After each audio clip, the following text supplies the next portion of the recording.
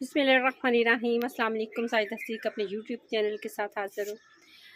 एक छोटी सी बात, और बात भी छोटी सी क्या है कि आज के फ़ैसले के बारे में, कि आज जो फ़ैसला आया है इद्दत में निकाह का, और ये पहले से सबके ज़हनों में था, ख़ास तौर पर तहरीक इंसाफ के लोगों के ज़हनों में यकीनी तौर पर होगा, और बाकी जो हैं जितने भी तज्ज़िया नगार हैं या सहाफ़ी हैं उनके ज़हनों में भी होगा कि प्लान अगर नून लीग का या बाकी जमातों का जो है वो कामयाब नहीं होता तो प्लान बी यकीनी तौर पर तैयार होता। प्लान बी से बात आप मेरी समझ गए होंगे कि कोई और केस जो है इमरान खान पर डाल दिया जाता और उन्हें कतई जो है वो बाहर ना आने दिया जाता।